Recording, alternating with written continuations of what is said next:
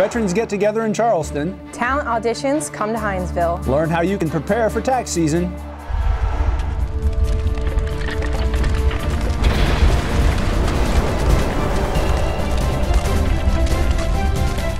Welcome to this week's Marne Report. I'm Caitlin Kenny. And I'm Sergeant First Class Jonathan Bell with 3rd Infantry Division Public Affairs. Our top story this week continues looking at the stories of sacrifice and survival from the men and women who served during the Vietnam War. Photojournalist Zach Renstrom took a trip to Charleston, South Carolina to meet with members of the 187th Assault Helicopter Battalion during their yearly get-together. He brings us their stories.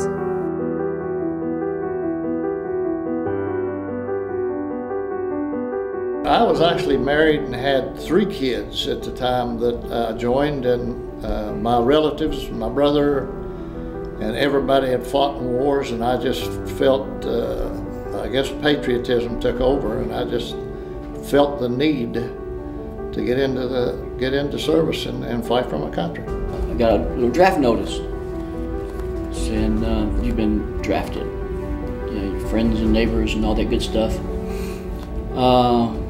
And so I went in, signed up, and that's how I got in, actually. I mean, I wanted to go. I joined the military because I just finished college and didn't have a job, and I got drafted.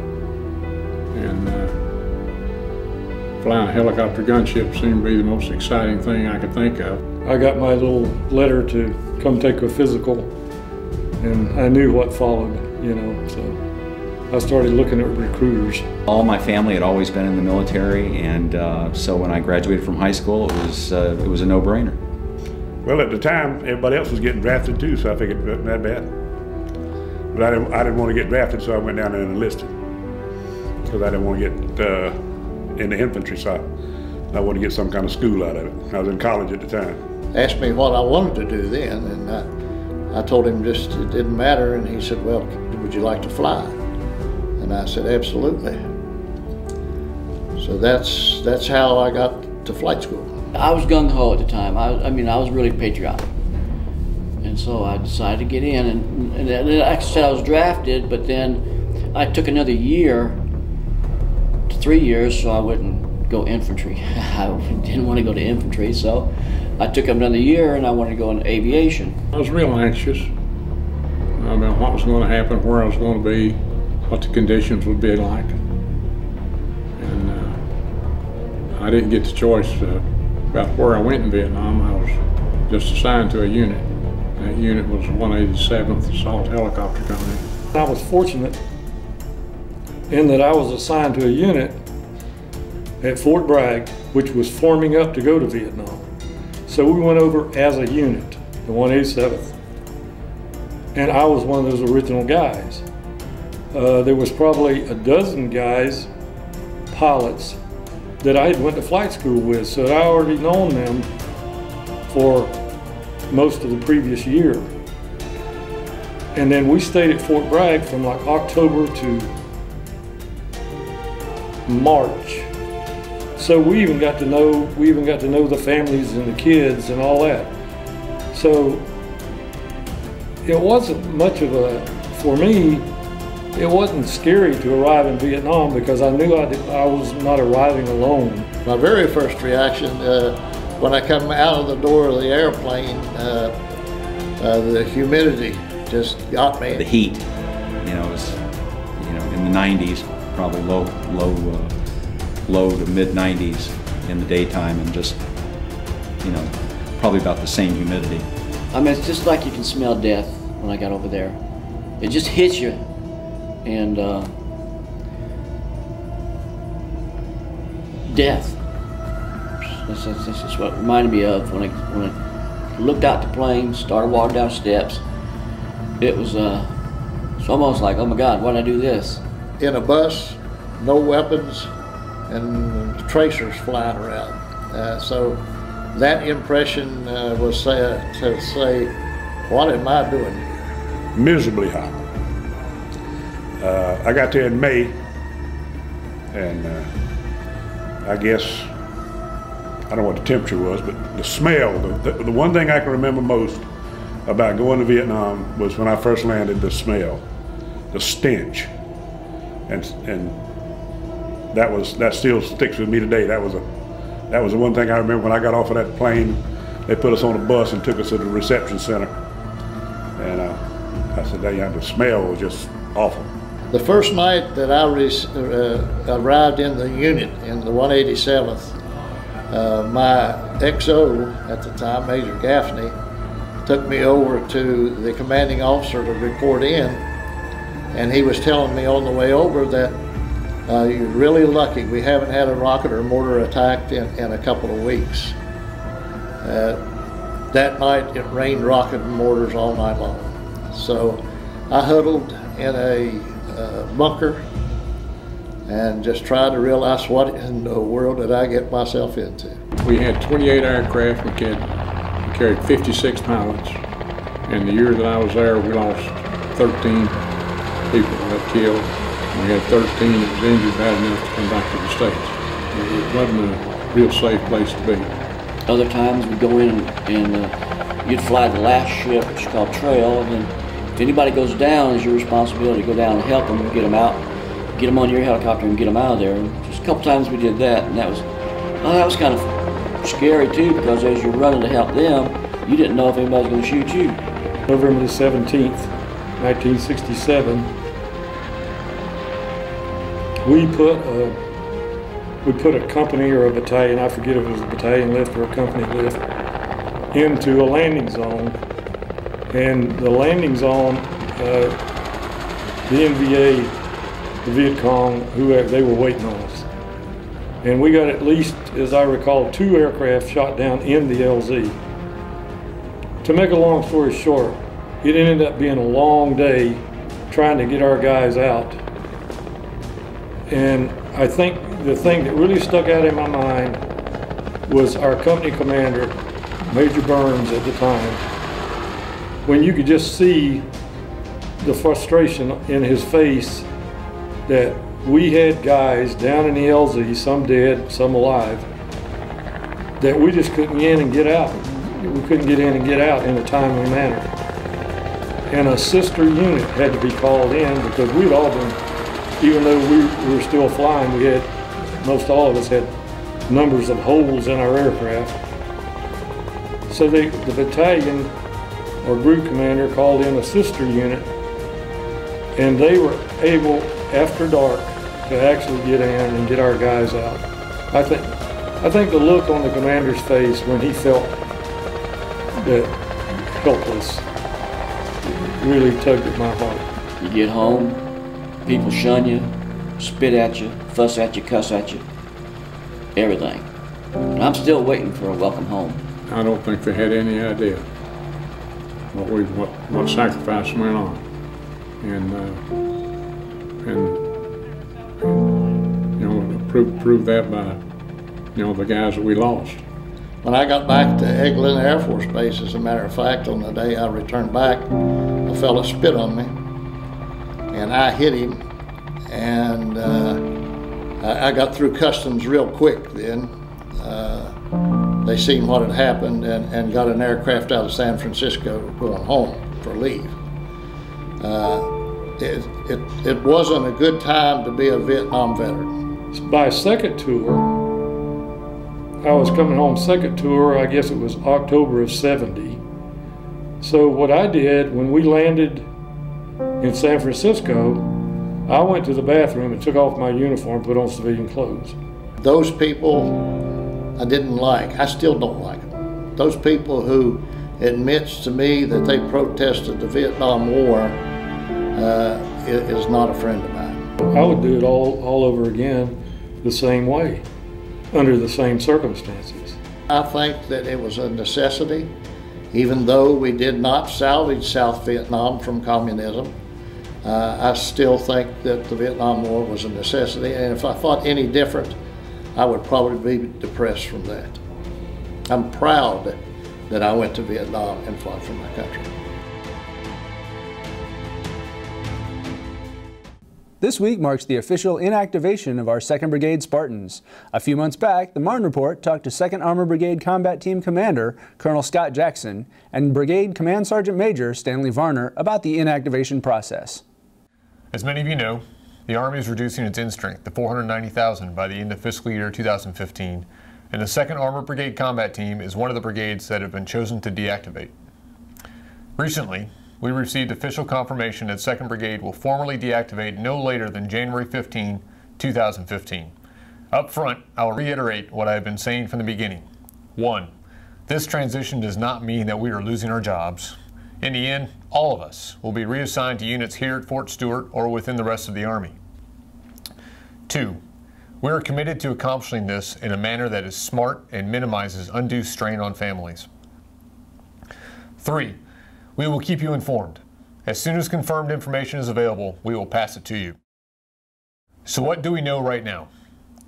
We know that 164 Armor, in its entirety, will be reassigned to 1st Armored Brigade Combat Team in its current configuration. We know that 130 Infantry will be reassigned to 4th Brigade Combat Team, but will convert to a light infantry battalion in the process. We know that Bravo Battery, 19 Field Artillery, along with Gulf Battery, the Forward Support Company, will both go to 1st Brigade. We know that Alpha Battery, 19 Field Artillery, will go to 4th Brigade. We also know our engineer company, Charlie 23 Brigade Special Troops Battalion, will go to 1st Brigade, while Delta Troop 37 Cav will go to 4th Brigade. Although most of these units will experience some degree of reorganization, we estimate that these unit moves will see over 60% of our Spartan soldiers and families remaining in the same company, battery, or troop to which they're currently assigned. To us, that is the smart way to take care of soldiers, families, and the Army. The remainder of the units in 2nd Brigade will be deactivated. Command Sergeant Major Varner will now talk you through the concepts of how we see personnel moves. Personnel in the deactivating units would do one of 3 things. 1. Be reassigned to non-deactivating units within 2nd Brigade, such as 164 Armor or 130th Infantry, to fill critical vacancies, getting these units as close to 100% as possible. 2. They could be reassigned to other units on Fort Stewart to fill critical positions. 3. Or they could be reassigned within the Army based on the needs of the Army and potentially the career development requirements of the individual soldiers. On January 15, 2015, we will conduct color casing ceremony to formally deactivate the remaining battalions and the brigade headquarters. As always, our main priority is to ensure that soldiers and families are informed throughout this transition. Communicate with your chain of command or send us a message on Facebook. Send me! Tax season is almost here, and Fort Stewart and Hunter Army Airfield are here to help you prepare. The Marne Tax Centers on Stewart and Hunter will be open from January 29th until April 30th, with tax preparers available to assist soldiers, family members, and retirees from 8:45 a.m. to 4 p.m. Monday through Friday. Full service assistance is available for walk-ins or drop-off returns. Please bring the following: your military ID, Social Security card, all statements of income such as W-2 forms and 1099 forms, as well as any rental property documents or mortgage interest statements. For more information, call the Fort Stewart Tax Center at 912-767-1040 or the Hunter Tax Center at 912-315-3675. The safety of the community is important to Team Stewart.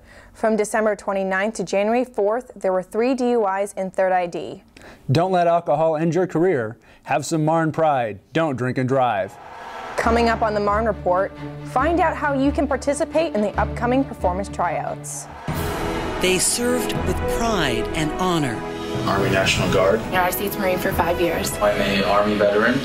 They're experienced, disciplined, dedicated, and skilled. Their job while in uniform is to get the job done. Don't you want someone like that on your payroll? Risking their lives was just part of the mission. Now it's our mission to get them back to work. And we can all help. Visit hiringourheroes.org.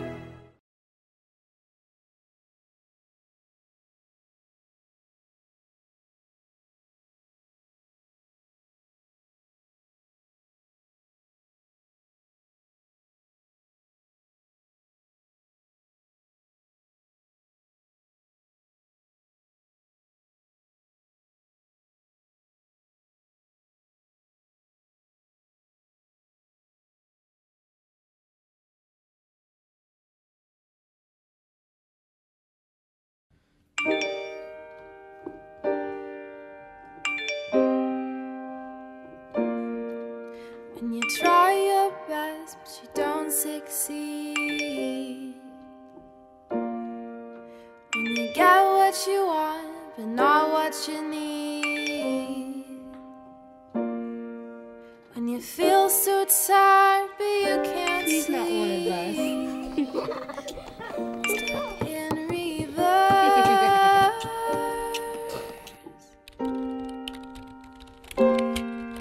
And tears come streaming down your face. When you lose something you can't replace. Lights will guide you home, and I will try to fix you.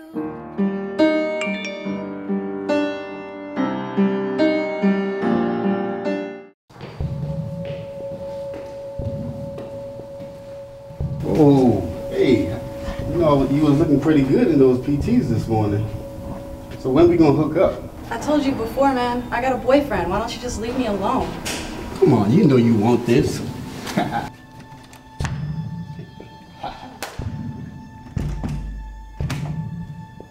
Is this the Sharp hotline? I'd like to file a complaint. Hey, sorry, Mac. Long time no see. Hey, sorry, Mac, are you going to the party tonight? Yeah, I'm going, but could you please stop touching me like that? I told you before, it makes me real uncomfortable. Oh, I'm sorry. I thought I could help you relieve some of that tension in your shoulders. You should be sore from all those push-ups you did this morning. No, I'm good, son. I'm good. You know I can help you relieve some of that tension. I understand, but I'm good, son. I promise you. Okay. You'll give in one day. I'll see you at the party tonight. Yeah, I see you. Is this a Sharp hotline? I'd like to file a complaint.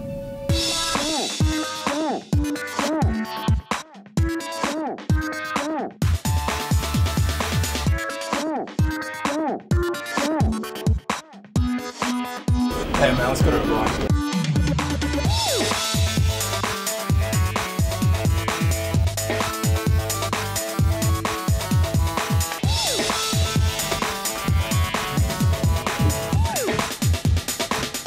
Man, these chicks ain't biting at nothing tonight.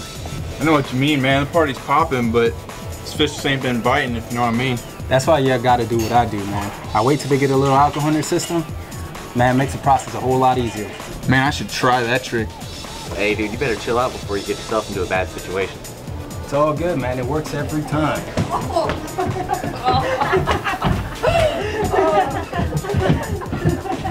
Shorty over there, she's been asking for it all night. Watch.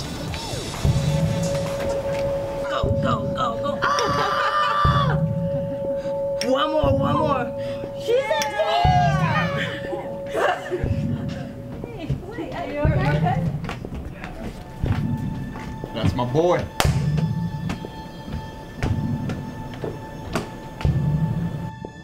Is this the Sharp hotline? I'd like to make a report. Have you or someone you know been sexually harassed or assaulted? If so, call the confidential Sharp hotline. At Stewart, call 912-271-9958. At Hunter, dial 912-271-9878. Get the help you need. We are here for you 24 hours a day, 7 days a week. Welcome back to the Marne Report. Are you looking for some fun things to do with your family? Then let's check in with Molly Cook, who is here to give us a look at an upcoming event.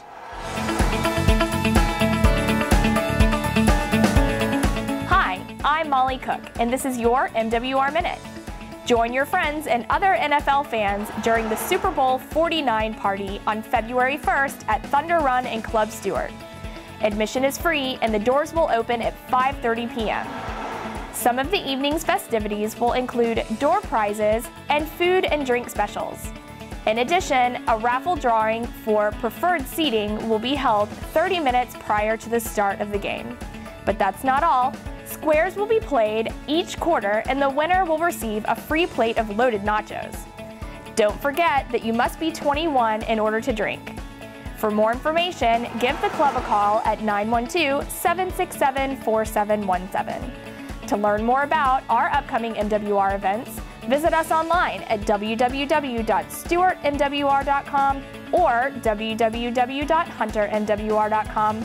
FMWR, we're your complete destination for families, fun, and fitness. Thunder Run Restaurant at Club Stewart is hosting a Brews and Bites event at 6 p.m. on January 15th.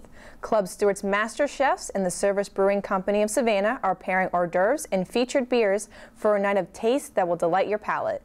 Only 75 people can attend, so buy your advance tickets at Club Stewart before the January 12th reservation deadline. The cost is $40 per person and is open to the public. For more information, call 912-767-4717. Last time we talked to Lieutenant Colonel retired Shatrice Buchanan about the upcoming performance tryouts coming to Hinesville January 17th.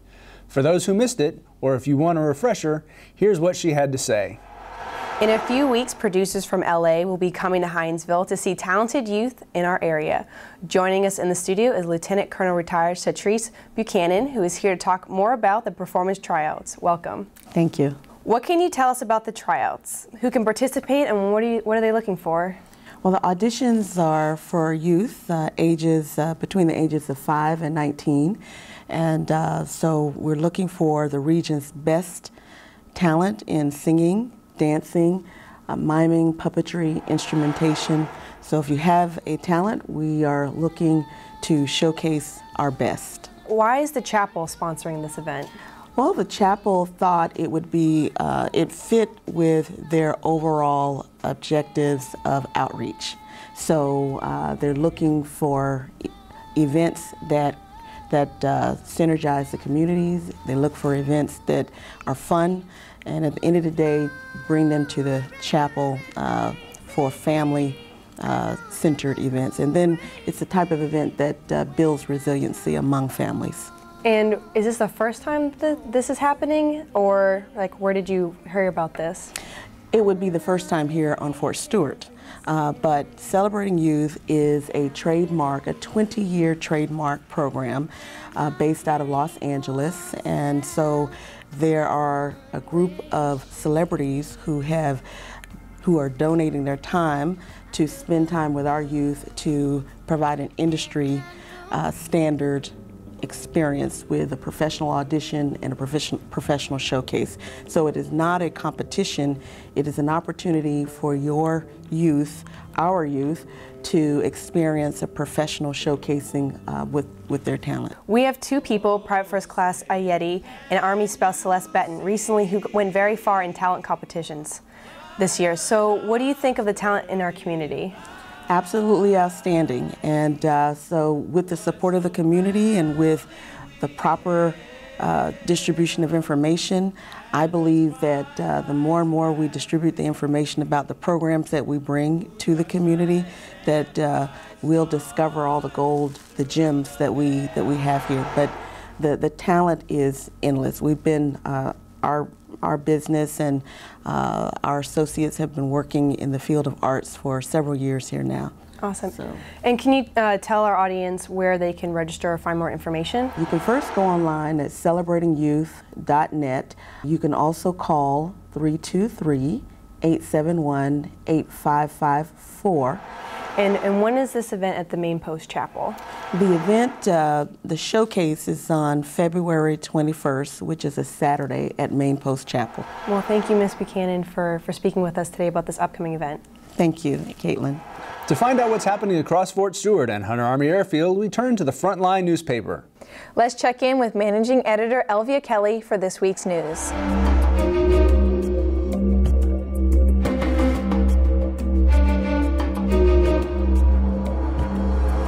Welcome to the new year. I'm Elvia Kelly, and I'll be giving you a blast from the past for our year in review issue of the Frontline. For the January 8th edition, check out our lead photo in which when Army Community Hospital delivered its first baby of the year. The Behind the Lens page, found on page 3A, is a full photo spread keeping you up to speed on the 3rd Infantry Division Artillery's recent warfighter exercise. And last but not least, check out page 9B for a 2014 flashback of sports and recreation. Congratulations goes to the family for welcoming baby Braden Abbs. Fort Stewart's Wynn Army Community Hospital delivered its first baby of 2015 at 12:14 a.m. January 1st. The proud parents are Heather and Sergeant Corey Abbs. A warm congratulation also goes out to the parents who welcomed their baby into the world during the holiday break. Check out the birth announcements found on page 3B. For the first time in about a decade, a Division Artillery unit participated in a warfighter exercise to be validated at Fort Hood, Texas, over the holiday break from November 29th to December 18th. As the Marne Thunder soldiers conducted their mission, they made sure that not only did the simulated enemy know, but that the rest of the world would remember that the Division Artillery had returned. The Sports and Recreation page takes you back when Marne Week took place. DeVarty soldiers participated in a Spartan race. 224th Military Intelligence takes home the trophy as the intramural football champs, and youth take it to the ground during wrestling matches. Join us on the Marne Report to catch the most current news and events found in the Frontline across Fort Stewart, Hunter Army Airfield, and online at our Frontline website at stewartfrontline.com. Coming up, learn how you can become a supporter of the Marne Report. Listen up, soldiers. It's going to be a 40 weekend that is well deserved. I want everyone to enjoy themselves. If you drink, do not drive. You have heard me state my zero tolerance policy about this kind of thing before.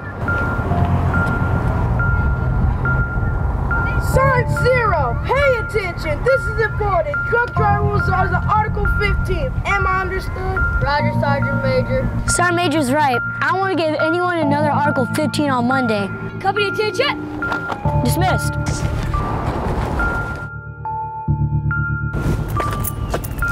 Hey, Zero, ready to drive? Yeah, we only had a few. You sure? Yeah. He's just buzzed. He'll be fine. Whatever do, see you at PT on Monday.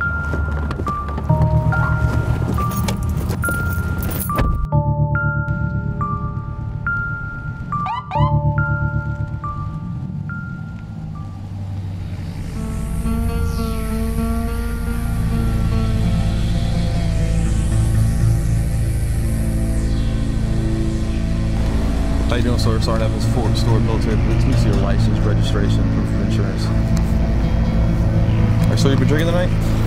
Yeah, I've had a few. Okay, well, let me go back to the car, run your license, and I'll be right back.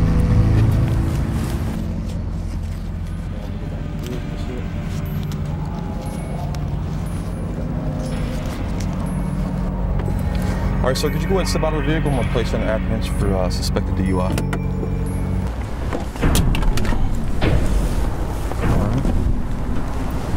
Put your hands on your back.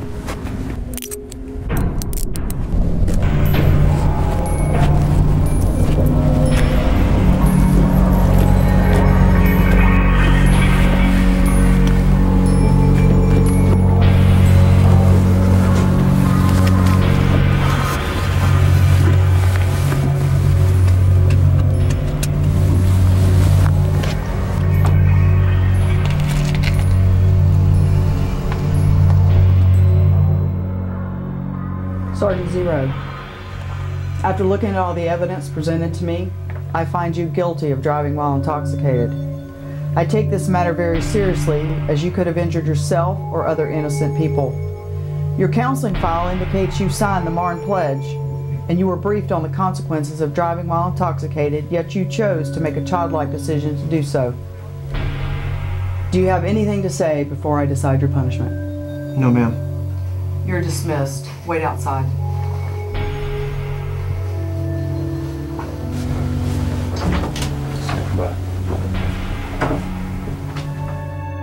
Sergeant Zero, I sentence you to 45 days extra duty, 45 days restriction, reduction in rank to E1, forfeiture of a half month's pay for 2 months, and I'm recommending you be chaptered out of the Army as a rehab failure. Step back.